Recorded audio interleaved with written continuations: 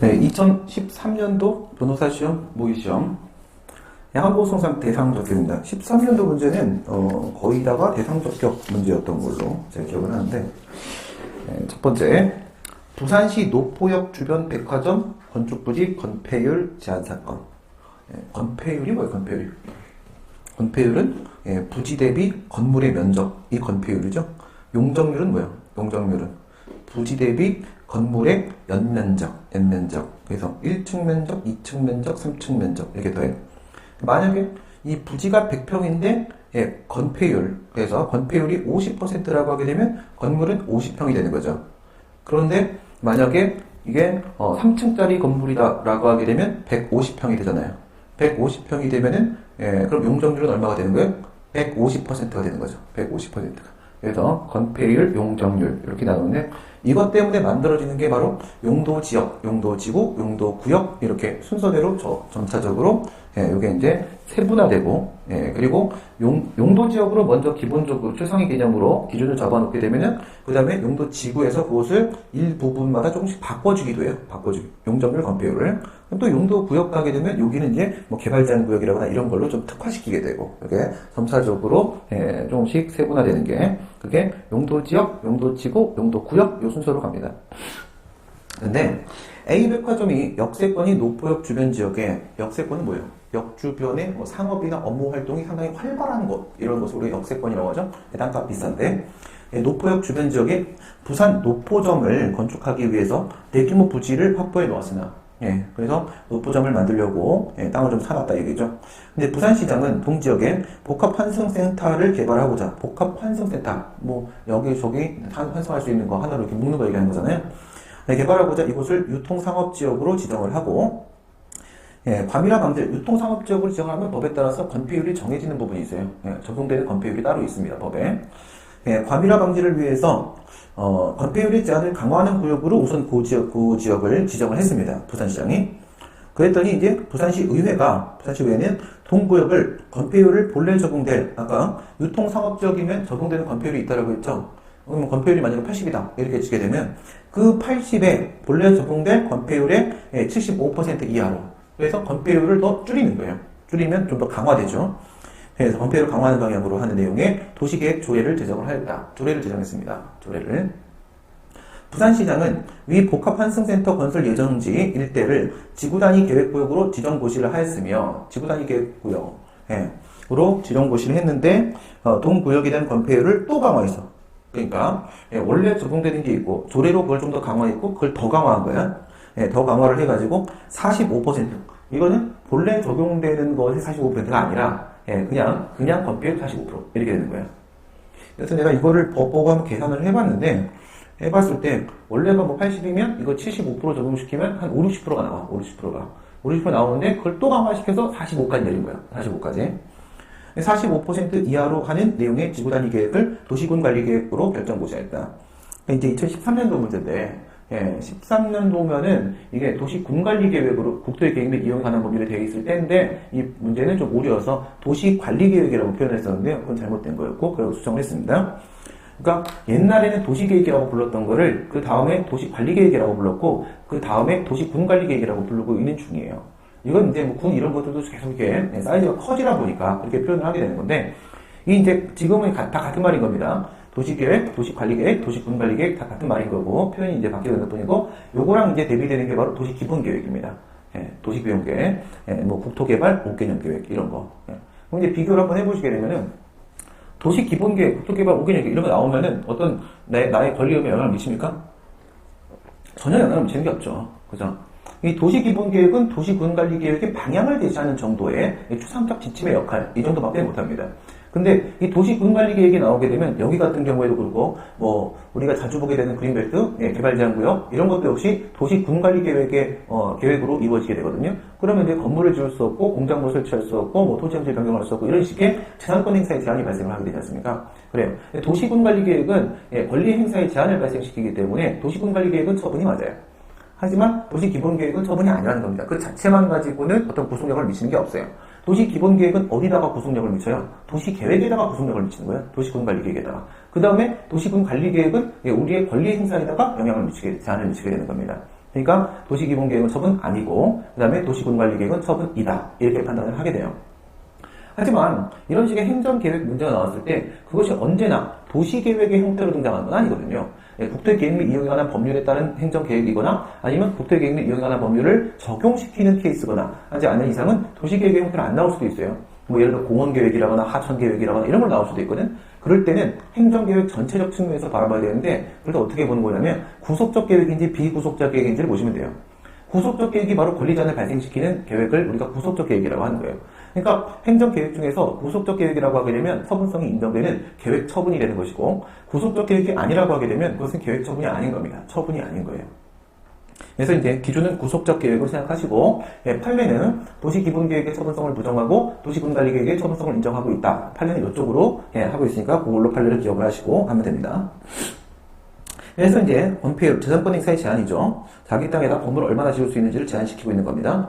45% 이하로 하는 내용의 지구단위 계획을 도시군관리계획으로 결정을 보셔야 된다.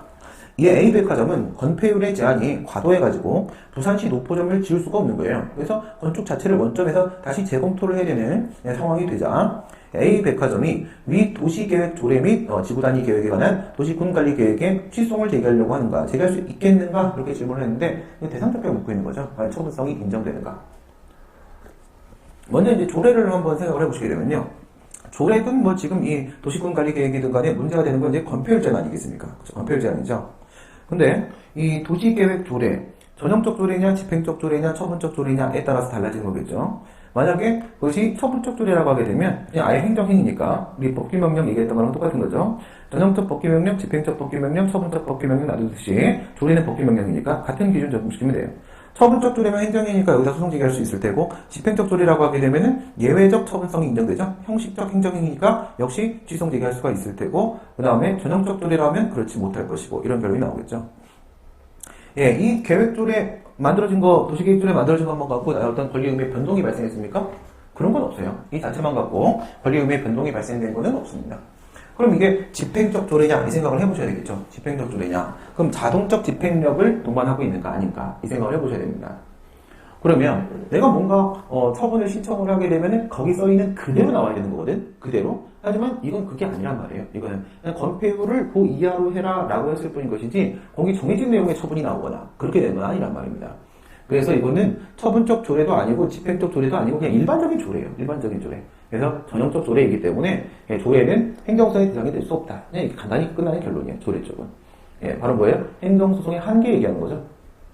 사법본질에 따른 한계 중에서 사법본질에 따른 한계는 사법심사의 대상이 될 수 없으면 행정소송의 대상이 될 수 없다. 이거죠. 사법심사의 대상이 될 수 있는 게 법률적 쟁송이고 법률적 쟁송은 당사자 간에 사람과 사람 사이 구체적인 권리 의무 관계에 대한 법령 적용성의 다툼이고 그 중에서 구체적 사건성 이 부분이죠. 구체적 사건성.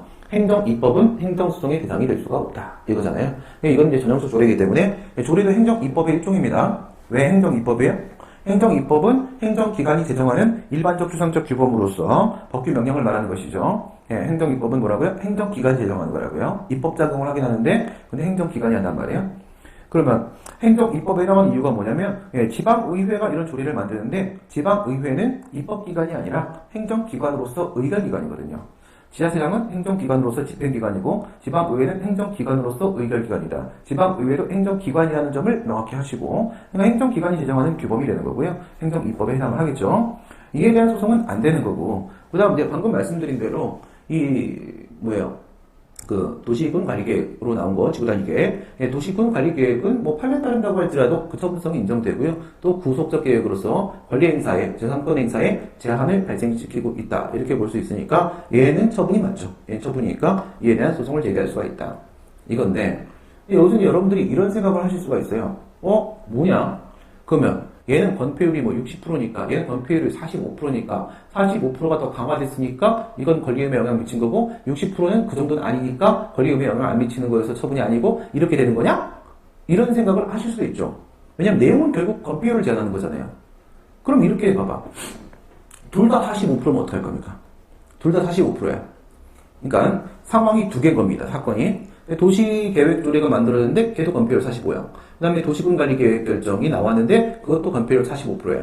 그렇게 해도 조례는 처분이 아니고 여기에 있는 계획은 처분이고 이렇게 됩니다.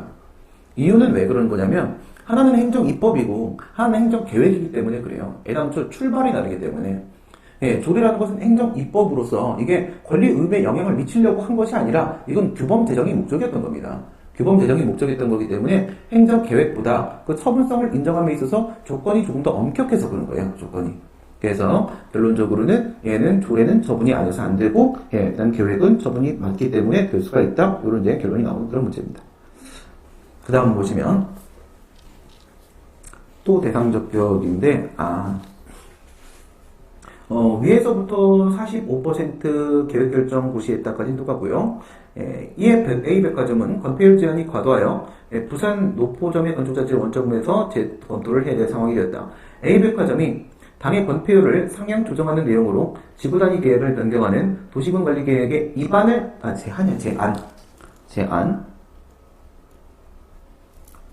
제안하였으나, 그러니까 A백화점이 뭐라고 하는 거예요? A백화점이 건폐율을 상향 조정해서 자신에게 유리하게 다시 재변경해달라고 한 겁니다. 재변경해달라고 신청을 한 거죠.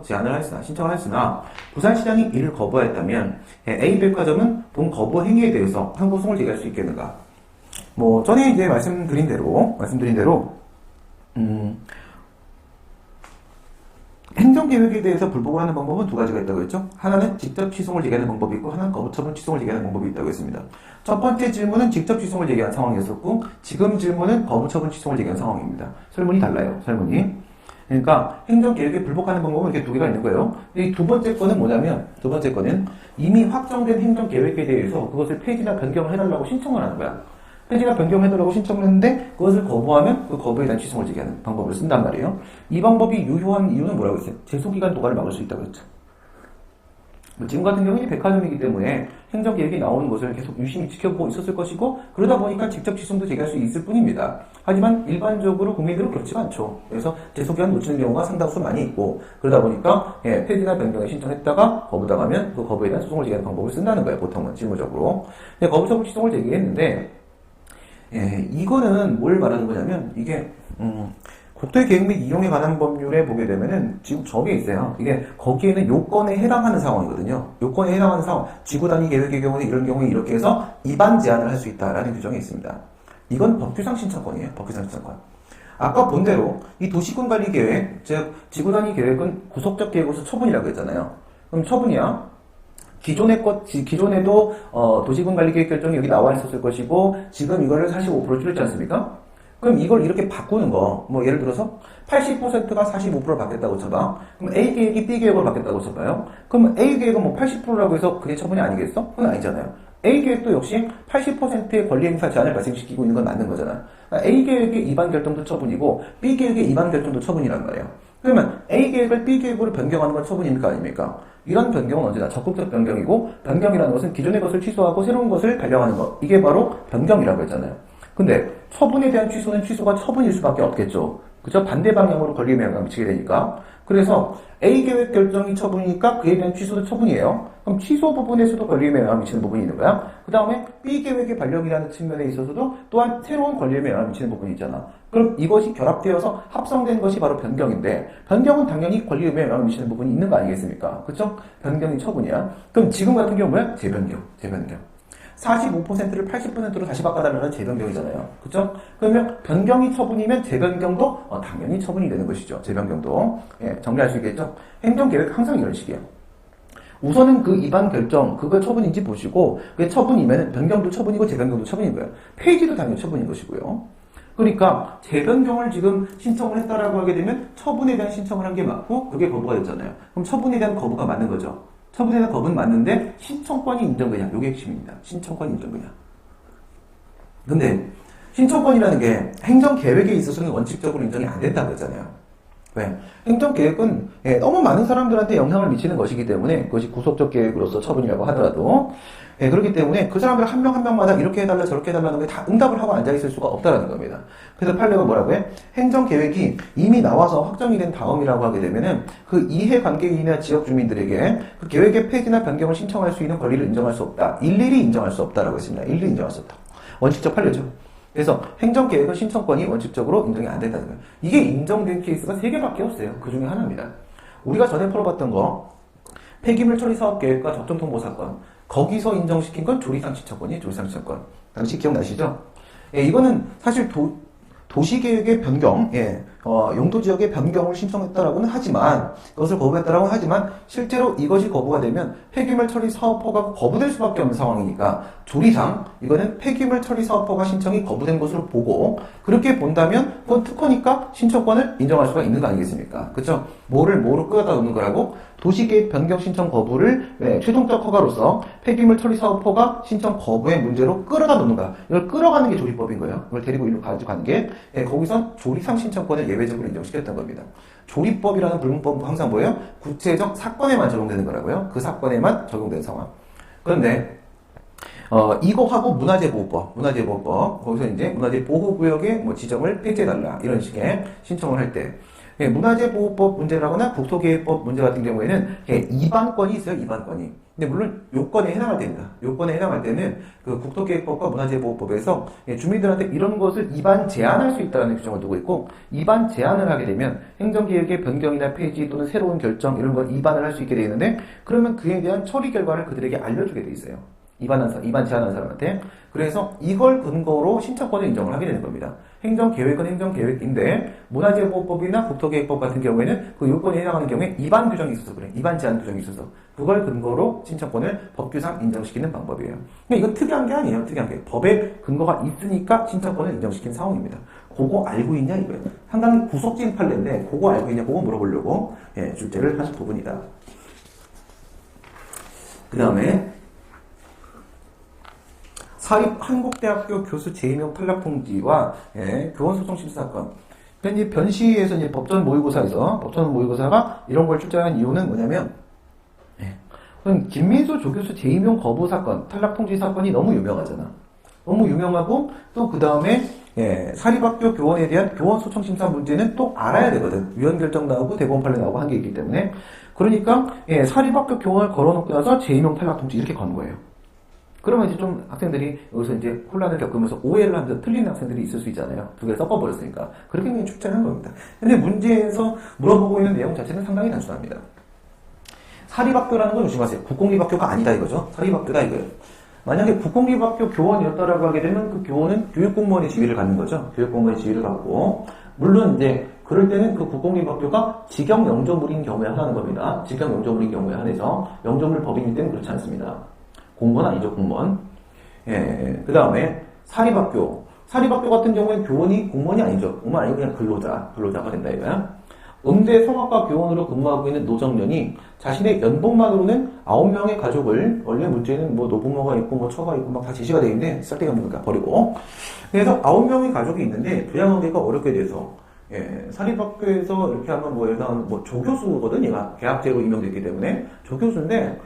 조교수 한 300, 400, 500 한다고 쳐도 9명, 먹는 거 따지면 뭐 이거 안 됩니다. 그쵸?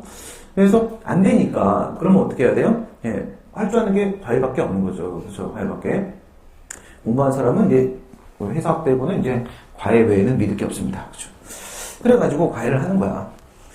그래갖고 그 대학에 성악과에 지원하려는 중고등학교 학생들을 대상으로 해서 과외 교습을 했는데 또 되게 많이 받았겠죠. 성악이잖아, 성악. 그쵸? 행정법이 아니잖아. 한국대학교 인사위원회는 노정년이 학원의 설립, 운영 및 과외 교습에 관한 법률상 대학교는 과외 교습을 할 수 없도록 되어 있거든. 그래서 대학 교수가 과외하고 다니면은 왜 안 되겠어? 과외비가 올라가잖아. 그렇죠? 금지 규정을 위반하였다라고 해서 대학 강의에 또 소홀하겠다. 이게 바보죠. 안 걸렸어야지. 대학 강의를 소홀하게 하면 안 되죠. 잠을 줄였어야 되는데 잘 건 다 잤다 이거지 지금. 그래갖고 대학 교수의 품위를 잃었다. 그의 재임용 거부를 결정을 하였습니다. 계약대로 임용이 된 거니까 이제 계약 기간이 끝날 테고, 끝나게 되면은 이제 재임용 여부를 판단할 거 아니겠어요? 근데 이 재임용 여부 이것도 사법상 계약이죠. 사법상 계약. 처분 아니고요. 재임용 탈락 통지를 했다 이거죠. 동대학의 총장은 노정년에게 재임용 거부의 의사를 통지를 해줬고, 계약을 이제 더 이상 안 하겠다 거부한 거고, 이에 노정년이 교원 소청 심사를 청구했는데 기각이 되었다. 요거 이제 조심하시는 부분이고요. 그쵸? 근로자니까 원래는 어디를 찾아가야 돼? 제일 먼저는 민사소송을 제기해야 되는 거죠. 기본적으로는 사법적 구제 절차로 민사소송 제기하는 게 맞는 거고, 그다음에 이제 행정적 구제 절차의 방법으로는 노동위원회, 지방노동에 찾아가는 게 맞는 건데, 사립학교 교원은 또 교원이기 때문에 교원지 향상법에서 별도의 이와 같은 교원 소청 심사를 국공립학교 교원과 마찬가지로 인정을 해주고 있다는 거예요. 그죠?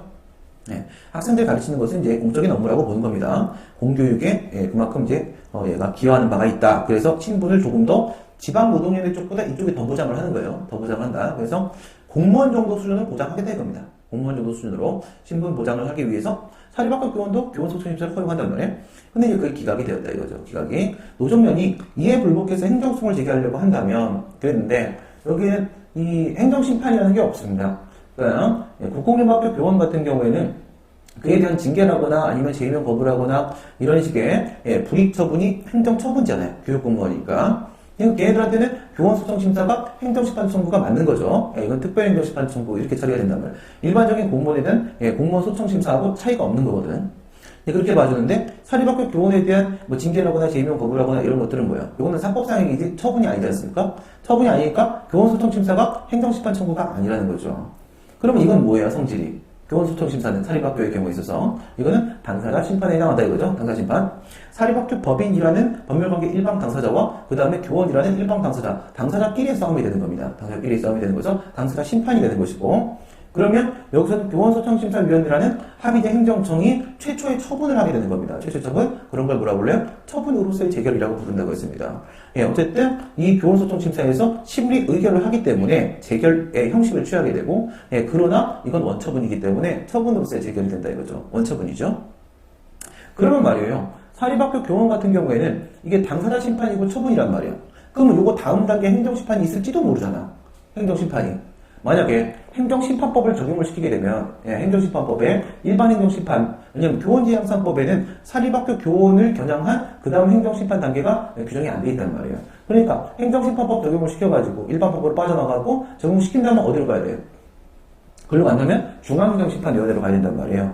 국민권익위원회 산하에 중앙행정심판위원회로 가야 돼요. 왜냐하면 이 교원소통심사위원회가 어디에 설치된 기관입니까? 이게 교육부에 설치된 기관이거든. 그러니까 교육부에 설치된 기관이면 중앙기관의 행위에 대해서는 어떻게 해야 돼요? 국민권익위 산하에 중앙행정심판위원회를 보내야 되는 거는 갈 수 있냐? 못 간다는 거야. 못 가. 이건 못 가요. 왜 못 가냐? 이 교원소청심사보다 이 교원소청심사위원회보다 그 중앙행정심판위원회 위원들이 더 전문적이지가 않거든. 얘가 더 전문적이거든. 그래서 행정적 구제 절차는 여기서 끝이에요. 끝이고 다음 단계는 바로 소송 넘어가는 겁니다. 소송으로. 그러니까 얘가 만약 지방노동위원회를 갔더라고 한다면 교원소청심사를 인정 안 해서 원래대로 근로자니까 지방노동위에 갔다면 다음 단계로 중노위가 있겠지. 중노위 재심이 있을 건데 얘는 다음 단계로 행정심판이 없고 바로 소송 간단 말이에요. 그래갖고 이제 소송을 제기한다고 한다면 누구를 피고로 해서 어떤 행위를 대상으로 소송을 제기될 것인가 이렇게 들어가는 겁니다. 누구를 피고로 해서 이거는 어느 정도의 함정이냐면 상당히 간단한 함정이에요. 이거를 교육공무원하고 구별을 못해가지고 생각하면은 아 그럼 어거지로 저 재임용 거부가 거부 처분이다 막 성립시키겠죠. 잘못 짚은 학생은 그렇게 되면은 이 교원소송심판 행정심판 재결일 거 아닙니까? 재결인데 이제 기각재결이 나왔잖아. 그렇죠? 기각재결이 나왔으면 기각재결에는 내용상 고유한 위법이 없잖아. 내용상 고유한 위법이 없으면 자기가 이 거부 처분이 재임용 거부가 원처분이라고 생각하고 있으니까 그렇죠? 그러면 그 원처분으로서 재임용 거부에 대한 취소를 제기된다 이렇게 말을 하게 될 거 아니야. 그렇게 말을 하게 되면 피고가 누가 됩니까? 사립한국대학교 총장 얘가 피고가 되는 거잖아. 그렇게 결론을 딱 내리고 나면 어떻게 돼? 뭔가 이상하지. 그렇죠? 사립대학교 총장이 행정총이어야 되는 이상한 상황이 발생. 그렇게 빠져나가는 실수를 좀 유도를 한 것뿐이에요. 그럼 우리는 정상적인 결론이 뭐예요? 재임용 거부는 처분이 아니라 사립대학교 총장이 행정청의 지위에서 행한 것이 아니다. 항상 뭘게 행정청 하나 깨고 그 다음에 이거는 공법상 행위가 아니라 사법상 행위다. 그래서 공법행위 깨고 두 개 깨는 거거든. 그래서 행정고시 문제에서 이제 국민건강보험공단 소속 직원 징계사건 거기서 깨는 거랑 똑같은 방법이에요. 행정청 깨고 공법행위 깨고 그러니까 지금 여기에서의 재임용 거부는 처분이 아니다. 처분이 아니고 사법상 행위일 뿐이고 그러니까 건보공단 소속 직원 징계 사건에서는 진호위의 행위가 처분이다. 이렇게 가면 여기는 교소위의 행위가 처분이다. 이렇게 간단 말이야. 그냥 교소위의 행위인 기각재결, 기각결정. 이게 바로 뭐가 돼? 거부처분 되는 거죠. 거부처분. 그래서 이 기각결정을 내용으로 하는 교소위의 처분, 거부처분에 대해서 취소를 제기를 해야 되는 것이고 그때 피고는 누가 되는 거야? 교소위가 되는 거야. 교소위가. 교원소청심사위원회 얘가 합의제 행정청으로서 처분청이 되니까 얘를 피고를 해야 된다. 이런 결론이 나온 거죠. 자체로서는 상당히 간단합니다. 근데 이제 이 뒤쪽에 어떤 논점들이 달라붙을 수 있다고 했어요. 사실 이렇게 사립학교 교원 문제 나오면 이렇게 끝내지 않아요. 변호사 시험에서 사실은 행실은 입시든 법행이든 뭐 농사든 변시든 뭐 다 털어도 사립학교 문제가 이거밖에 없어서 그래. 첫 번째 문지방효과지 문 열고 들어가는 거, 이제부터 문지방효과가 좀 어렵게 나와야 되겠죠. 어렵게 나오면은 뭐로 넘어가? 기본적으로는 국공립학교 교원하고 비교하는 문제 나오죠. 비교하는 문제. 국공립학교 교원 같은 경우는 그 징계 등의 처분 자체가 N처분이다 한 다음에 우리 방금 전에 실수라고 한 얘기처럼 원처분 중심주의 적용을 시켜가지고 그쵸? 얘네들은 필요적 행정심판 전주의가 적용이 되는 것이기 때문에 교원 소청심사를 거치지 않을 수가 없는 것이고 그래서 이제 적용을 시키게 되는데 원처분 중심 적용되니까 행정심판 재결에 대한 불복 문제로 넘어가게 된다. 이런 얘기 나오겠죠? 뭐야? 행정심판 전치주의 앤드 원처분 중심주의. 이런 논점이 하나 걸릴 수가 있겠고. 또 어떤 논점이 걸릴 수가 있습니까? 재소기한 논점 걸릴 수 있죠. 그건 이제 요 사립학교 이쪽 상황에서 이 교원소청심사위원회가 인용결정을 해야 돼요. 인용결정을 하게 되면은 국공립학교 쪽의 학교의 장하고 사립학교 쪽의 학교의 장하고 비교를 해보세요. 교원지향상법은 10조 2항에 교원소청심사위원회가 인용결정을 하면 기속력이 인정된다는 규정이 있단 말이죠. 그렇게 했을 때 국공립학교 교원 쪽이라고 하게 되면은 그 인용결정의 기속력이 누구한테 미치는 거야? 피청구인 처분청한테 미치는 거잖아요. 그러면 국공립학교의 교원 문제라고 하게 되면은 그 국공립학교 학교장이 재결의 기속력이 묶여가지고 인용결정의 불법계 소송을 얘기할 수가 없단 말입니다. 그러나 똑같이 10조 2항의 기속력 규정이 있기는 합니다만은 사립학교 쪽이라고 하게 되면 그 기속력은 기속력이지만 내용은 똑같지만 효과에 있어서 뭐예요? 이거는 재결의 기속력이 아니라 처분의 기속력이기 때문에 피청구인 사립학교 장을 묶어버리지 못한단 말이에요. 불복을 묶지 못해. 불복을 묶지 못하니까 원고적 격이 인정돼서 소송을 제기할 수 있다. 이 결론이 나오죠. 여기에는 과거에 교원만 불복할 수 있다라고 했던 구법에 대한 위헌 결정 얘기 나와야 되는 것이고 그리고 법이 개정돼서 지금은 사립학교 법인 및 그 경영자 등 이렇게 해서 등의 학교장이 포함될 수 있다. 이런 문제도 출제될 수 있고 원고적 격 문제인데 또 제소기간 또 연결된다고 했죠. 제소기간 뭐 연결될 수 있어요? 구법에 따르게 되면은 그 사립학교장은 소송을 못 제기하게 묶여 있었단 말이에요. 법에서 교원만 소송을 제기할 수 있다 이렇게 돼 있었단 말이지. 근데 지금은 위헌 결정 나오고 나서 법이 바뀌어가지고 이제 와서 소송을 제기할 수 있게 되는 거니까 그 옛날에 교원소청심사위원회 인용 결정에 대해서도 사립학교장은 지금에 와서도 소송 제기할 수 있다고. 그게 바로 뭐예요? 제소기간에 있어서 안날이나 이튿날이라는 것은 제소가 객관적으로든 주관적으로든 제소가 가능한 여지가 있을 때부터 기산이 되는 것이기 때문에 그 안날과 이튿날을 이렇게 위헌 결정이 나와서 비로소 제소가 가능해졌을 때는 어떻게 적용한다? 위헌 결정이 이튿날부터 1년 그리고 위헌 결정이 있음을 학교장이 안날부터 90일 이렇게 적용이 되는 것이어서 제소기간의 기산점이 위헌 결정대로 쫙 밀리게 된다. 이런 문제도 이제 또 출제가 될 수가 있는 것이죠. 그래서 사립학교 교원과 관련된 문제는 여러 방향으로 출제가 될 수 있습니다. 아직까지 출제된 적이 없기 때문에 잘 정리를 좀 해두실 필요가 있는 부분이고요. 그 다음 문제 보겠습니다. 도시공원 내 A시 소유의 시설물에 대해서 이 문제는 이제 교수님들 사례집에 종종 등장하는 문제인데 뭐 예를 들어서 이런 걸 생각해봐요. 한강에 보면은 지금 한강 가면 뭐 있어요? 거기만 이렇게 컨셉 건물들 있잖아요. 컨셉 건물들. 뭐, 매점 하는 애들, 매점. 그죠? 그게 뭡니까? 그게 곡물이거든. 이 시설물이 그거 얘기하는 거야. 곡물이거든? 근데 그게 되게 재밌는 게, 그거 같은 경우에는, 갑이라는 사람이 거기서 매점 운영하려고 하게 되면 서울시하고 계약을 맺어요. 행위 형식이 계약입니다. 계약인데 법적 성질은 특허예요. 곡물 사용권을 설정하는 것이기 때문에 특허입니다. 행위 형식이 계약이어도 특허인 경우가 있잖아. 또 반대로 우리가 배웠던 행정재산의 목적에 사용하고 이런 거 보면 행위 형식이 허가인데 옛날에 계약으로 봤었잖아. 사법상 계약으로. 그래서 행위 형식은 중요한 게 아닌 겁니다. 법적 성질은 상황을 봐야 하는 거예요. 그죠? 이게 이제 그런 거예요. 한강에, 또 여기는 공원, 거기는 한강공원, 이렇게 보시면 되는 거죠. 그 시설물에 대해서 A시로부터 공유재산법에 근거하여, 이 공유재산법은 지방자치단체 소유의 재산으로서 공유재산의 처분 및 관리에 대해서 규율하는 일반법이죠. 이제 이게 공유재산이었던 거지 뭐, 그죠? 그래갖고 A시 소유재산인 겁니다. 사용허가, 이게 바로 행정재산의 목적에 사용허가 되는 것이죠. 받아가지고 매점을 운영하고 있는 매점업자이다. 그럼 이 공유재산은 이거 행정재산일 거 아니겠습니까? 일반재산이 아니라 행정재산 중에 어디에 해당해요? 공용재산, 공공유재산, 기업용재산, 보존용재산 4개 중에 어디에 해당한다?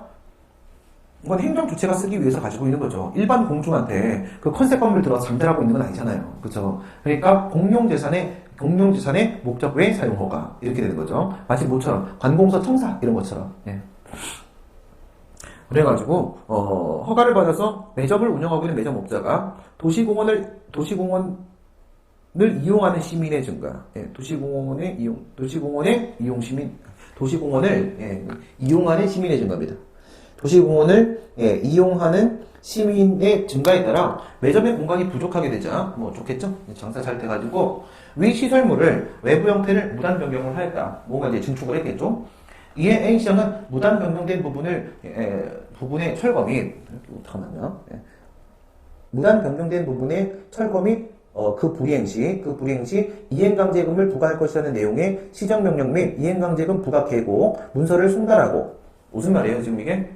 시정명령이 철거명령으로 나왔고요. 그 다음에 이행강제금 부과는 계고가 무엇보다 중요하다고 했죠? 사전 계고가 이루어졌는데 한 장의 문서로 나왔다는 겁니다. 동시에 한 장의 문서로 나왔다. 이게 결합이 되냐 안 되냐 이런 논점이 작용법적으로 이제 포함이 되어 있겠죠. 뭐 그 부분 간단히 짚어보면 실무적으로는 행정 대집행이든 이행강제금이든 그 시정명령하고 그다음 계고를 따로 계고서를 보내지 않고 보통 한 장의 문서로 같이 보내다 결합해서. 근데 법적으로 어떻게 봐야 되는 거냐면 행정 대집행 같은 경우에는 계고의 요건이 갖추어진 경우에는 한 장의 문서로 나간다라고 할지라도 즉 형식은 하나로 되어 있다 할지라도 두 개의 독립된 처분이 있었다라고 볼 수가 있습니다. 그런데 이행강제금은 이렇게 결합시키면 안 돼요. 이행강제금. 이때는 뭐만 나온 것으로 봐야 돼? 이때는 철거명령, 시정명령만 나온 것으로 보고 계고는 아직 나오지 않은 것으로 봐야 됩니다. 이행강제금은 계고가 그 무엇보다 중요하기 때문에 계고는 별도의 계고서로 나가는 게 맞는 거예요. 오케이. 결합 가능성에 대한 논점이고요. 그 다음에 기한이 지난 다음에 그 날짜를 줬어요. 이때까지 시정하라 라고 이제 기한 줬는데 그 기한이 지난 다음날 기한이 끝났으니까 다음날 이행강제금을 실제로 부과를 하였다. 이행강제금 위법이겠죠. 그쵸? 계고가 안 나온 거니까 부과를 했고 뭐 어쨌든 이행강제금 받았잖아요. 그럼 이제 보통 사람 같으면 이제 시정을 하겠죠. 아, 증축을 하면 안 되는 거였겠구나. 나 돈까지 먹었다. 돈을 매겼잖아, 얘한테. 아, 나 돈까지 납부했다. 이러면서 이제 그 다음 이행강제금 부과 안 받기 위해서 스스로 시정을 했을 건데 얘는 참 강단이 있어요. 그래갖고 매점업자가 여전히 시정을 하지 아니하자 A시장이 행정재산의 무단 변경을 이유로 그 사용허가를 취소했습니다. 취소는 뭐예요? 직권 취소입니까? 철회입니까? 이건 철회죠. 후발적 사유였다는 거니까 미성소 적발장. 그래서 후발적 발입니다. 그래가지고 철회 처분했습니다. 그런데 퇴거 및 내부시설 등의 반출 그리고 건축물의 변경된 부분의 철거를 명령함과 동시에 그 불이행 시에 되집행할 것이라는 계고장을 발송하였다. 이번에 또 한 장의 문서 또 나왔어요. 한 장 되게 좋아하죠. 그래서 A4 용지 이제 좀 아끼려고 참 검소한 시장님이신 것 같습니다. 한 장의 문서로 또 나갔어. 이거는 결합해도 된다고 했죠. 이거는 물론 계고의 요건을 갖추었다라는 조건 하에서 결합이 될 수도 있다라고 했습니다. 그다음 여기서 또 한 가지 이제 조심해야 될 게 바로 뭐냐면 이 퇴거 및 내부 시설의 반출이 있지 않습니까? 퇴거 및 내부 시설의 반출. 이게 하명인가 아닌가 이거예요. 하명이 아닙니다. 하명이 아닙니다. 왜냐면 일정 사용허가가 취소가 되면요, 퇴거라는 게 뭐예요? 자신의 점유권을 해지하고 나가주는 게 퇴거잖아. 그렇죠? 그럼 이거의 목적은 얘를 내보내는 거지 거기에 있는 시설물이나 상품들만 반출하는 게 목적이 아니잖아요. 그럼 이 시정명령의 본질적 목적은 어디에 있다? 궁극적 목적은 퇴거에 있는 거야. 근데 퇴거라는 것은 언제 발생하냐면 사용허가를 취소하면 자동으로 퇴거 의무가 부과된단 말이죠. 그렇죠? 사용허가를 받아가지고 내가 점유권을 설정하는 것인데 사용허가 취소했으니까 난 이미 점유권을 상실한 겁니다. 상실했으면 자동으로 퇴거 의무가 부과되는 거란 말이지. 별도의 뭐가 필요한 게 아니야? 퇴거 명령이 필요한 게 아니라는 겁니다. 퇴거 명령이. 이건 별도 하명 처분은 아니에요. 퇴거 쪽은. 그리고 어쨌든 지금 3번이나 된다면죠. 뭐뭐 했어요? 이행강제금 쪽에 하나가 있었고 1단계. 그 다음에 얘도 사용허가 취소도 한 번 있었죠. 2단계. 그 다음 뭐 행정대집행도 한 번 들어갔죠. 3단계. 이 정도 하고 있는데 말 안 들어. 대박인 친구죠. 매점업자는 A시 소유의 시설물이나 사인 소유의 시설물에서 매점을 운영하는 것이나 모두 개인의 영리활동으로서의 사적 이익을 도모하기 위한 것이므로 A시장의 사용허가 취소의 법적 성질은 민법상 임대차 계약의 해제로 보아야 된다라고 주장을 하고 있다. 또 해제래. 해지면 해지지. 위 주장의 당부에 대해서 논평하시오. 뭡니까? 행정재산의 목적의 사용허가에 대한 취소의 법적 성질은 무엇인가? 이거죠. 취소가 만약에 처분이라고 하게 되면은 그러면 이제 행정소송을 제기해야 되는 상황이 될 것이고 취소가 처분이 아니라고 하게 되면 옛날처럼 사법상 계약의 해지 문제라고 하게 되면 민사소송을 제기해야 되는 그런 문제가 되겠죠. 그래서 행정재산의 목적의 사용허가를 일부분 이렇게 잘라가지고 출제를 한 그런 상황이다. 이렇게 볼 수가 있겠는데 순서를 한번 생각을 해보세요. 이럴 때 독립변수가 뭡니까? 사용허가죠. 사용허가.